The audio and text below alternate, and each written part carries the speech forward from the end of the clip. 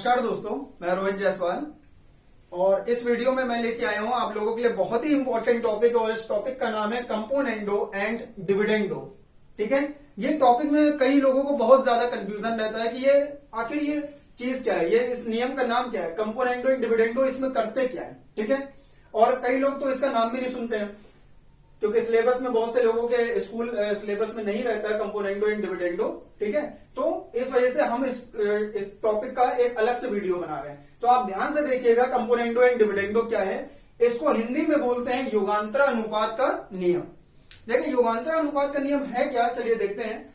जैसे मान लीजिए कोई भी नंबर फ्रैक्शन में दिया है, जैसे a अपॉन बी। एक एग्जाम्पल के तौर पर एक नंबर लेते हैं a अपॉन बी। अगर कोई नंबर दिया है या a बटा b हिंदी में बोल सकते हैं, ये एक नंबर लिया है और इधर एक और रेशियो दिया है c अपॉन डी। ठीक है, जैसे रेशियो पढ़ रहे हैं ना हम लोग, और रेशियो में जैसे a ratio b equal to c ratio d लिखा होता है, उस रेशियो को हमने चेंज कर दिया a upon b is equal to c upon d के फॉर्म में। ठीक है, तो अगर रेशियो को हम ऐसे चेंज कर दें, ठीक, इसके बाद कंपोनेंडो एंड डिविडेंडो क्या कहता है कि ये जो नीचे डिनोमिनेटर है ये क्या न्यूमरेटर, ऊपर वाला क्या होता है न्यूमरेटर, नीचे वाला डिनोमिनेटर। तो न्यूमरेटर प्लस डिनोमिनेटर अगर हम ऐसे लिख दें a plus b upon a minus b, अगर इसको हम ऐसे लिख दें तो राइट हैंड साइड में भी numerator plus denominator upon numerator minus denominator लिख सकते हैं। बस ये बहुत सिंपल सा यही रूल है, इसके अलावा और इसमें कुछ नहीं है। ठीक है, a plus b upon a minus b इसको लिख सकते हैं। तो राइट हैंड साइड में भी हमको सेम चीज अप्लाई करनी पड़ेगी, c plus d upon c minus D.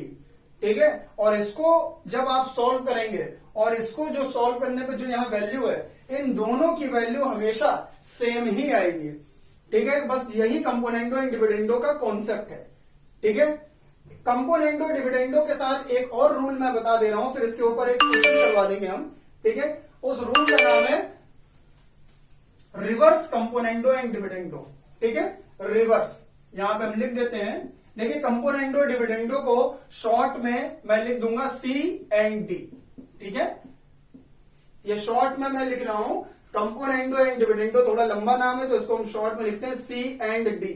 ठीक है, तो reverse componendo and dividendo, reverse componendo and dividendo.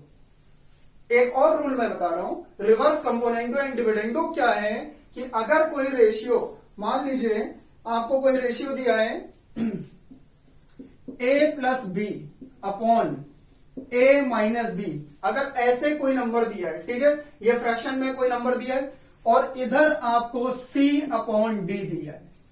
ठीक है, यानी कि a plus b upon a minus b के फॉर्म में कोई फ्रैक्शन दिया है और इधर equal to c upon d दिया है। ठीक है, तो इसको रिवर्स कंपोनेंडो डिविडेंडो में कैसे लिखते हैं, a अपॉन बी लिख दीजिए। ठीक है, a अपॉन बी लिखिए इज इक्वल टू, और ये जो रूल मैंने लगाया है a प्लस बी और अपॉन a माइनस बी वाला, इस रूल को इधर लगा देंगे राइट हैंड साइड में, यानी कि इधर हो जाएगा c plus d upon c minus D. यही है रिवर्स कंपोनेंडो एंड डिविडेंडो, बस। ठीक है, बस ये रूल याद रखिएगा। दो रूल हैं, एक कंपोनेंडो डिविडेंडो का ये रूल है और रिवर्स कंपोनेंडो एंड डिविडेंडो का ये है। रिवर्स इसको क्यों बोला कि इधर वाला जो रूल है उसको इधर लगा दिया एक तरह से। ठीक है, राइट हैंड साइड में, तो इसको रिवर्स कर दिया, इसीलिए इसका नाम है रिवर्स कंपोनेंडो एंड डिविडेंडो। तो चलिए अब हम लोग इसी रिवर्स कंपोनेंडो एंड डिविडेंडो के फॉर्मूले के ऊपर एक क्वेश्चन करते हैं। ठीक है, जिससे कि आप लोग की प्रैक्टिस हो जाएगी कि इसका रूल, ये जो रूल है इसको हम लोग क्वेश्चन में कैसे अप्लाई करें।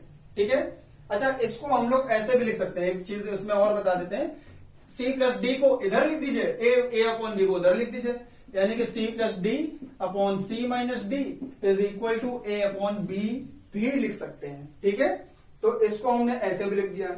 अब इस फॉर्मूले का यहां पे देखिए यूज करना, यहां क्वेश्चन क्या दिया है, if 1 plus cos theta upon 1 minus cos theta is equal to 3 upon 2 अगर दिया है तो आपको वैल्यू निकालना है, then find the value of cos theta.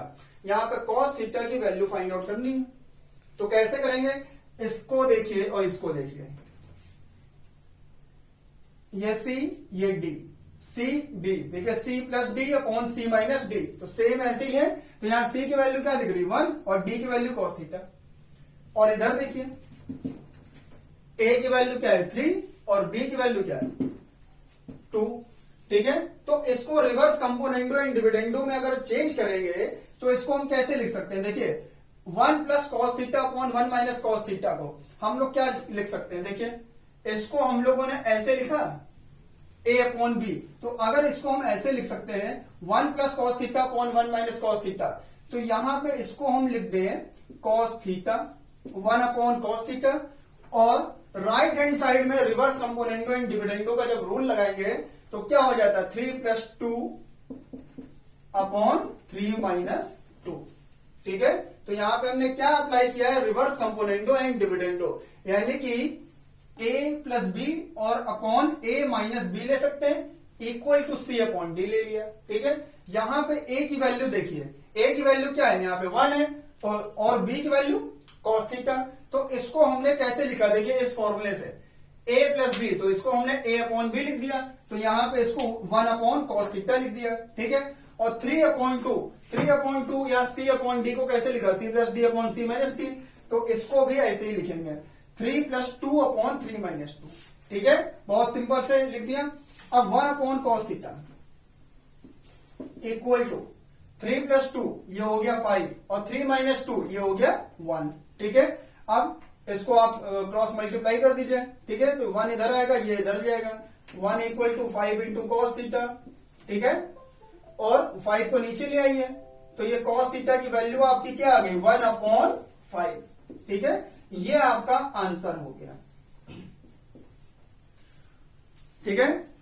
मैं आशा करता हूं कि आप लोगों को कंपोनेंडो एंड डिविडेंडो बहुत अच्छे से समझ में आ गया होगा और मेरा वीडियो आप लोग को बहुत पसंद आया होगा। और अगर मेरा वीडियो पसंद आया है तो लाइक और शेयर करना बिल्कुल मत भूलिए, ठीक है। और मेरे चैनल को जो लोग नए जुड़े हैं वो सब्सक्राइब कर लीजिए और बेल आइकन दबाना मत भूलिएगा। Thank you so much.